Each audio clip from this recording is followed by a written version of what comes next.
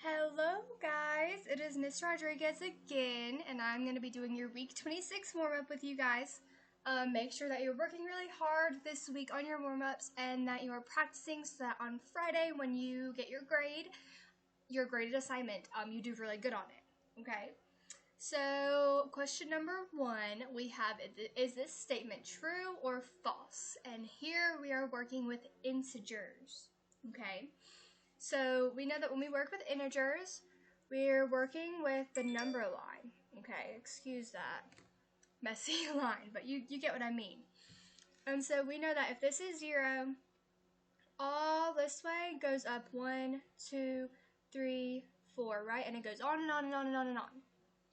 But then when we go this way, we go backwards. We go -1, -2, -3, and on and on and on and on and on. Okay? So it's like a reflection. All right. So we are looking at -0.7 is greater than -0.676. Is this true or false? Now this one is false. Because if you're on a number line and say this is -0.6 right here, -0.7 is going to be over here. Okay?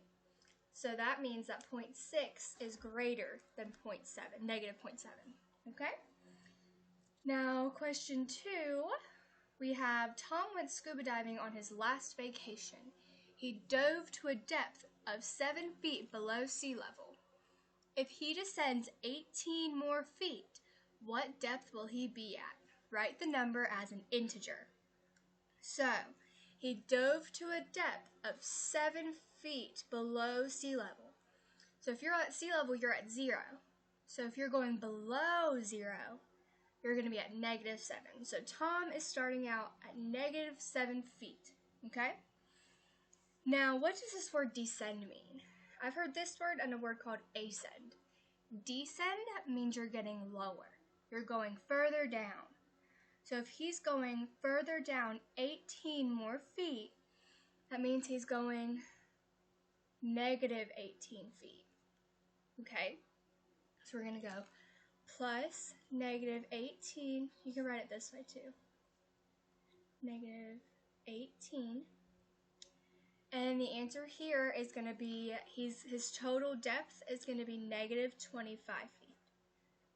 Okay, so he's -25 feet below sea level. All right. Now, question 3, we have, Jeff recorded the average temperatures for 6 months. On a number line, which month's temperature will come between January and March? So when we look at this data here, we see that we have some absolute value bars. I don't know about you, but those kind of confuse me sometimes. So I want to go ahead and get rid of those, okay? So we have -9, which is the same, but then we have the absolute value of -4. And we know that the absolute value means it's the distance between this number and 0. So the answer here would just be +4 because absolute value bars always means you're going to end up with a positive number. Okay? So same thing with -5. The absolute value of -5 is going to be 5. And then we have 10, -7, and 12. Alright, so let's look back at the question. What's the question say? Which month's temperature will come between January and March? So this is January, and this is March. So we want an answer that is in between 4 and 10. So is -9 between 4 and 10? No. We can't use this one. Is 5 between 4 and 10? Yes. Let's keep going just in case though. We can't use March because that's one of our numbers already. Is -7 between +4 and +10? Nope. And what about 12?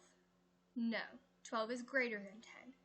So it's not this one. So we know that the answer is going to be 5. But you have to remember to go back and circle in February. Because they're not asking for a number, they're asking for the month. Okay? So this is a pretty quick video this week. I hope you guys are understanding integers pretty well. But just make sure, even if you're not, just make sure you're practicing. The more practice you do, the better you get at it. I promise I've been in your shoes before, okay? So make sure you're practicing. I hope you guys all have a great week and that you do great on your Friday assignment. Bye.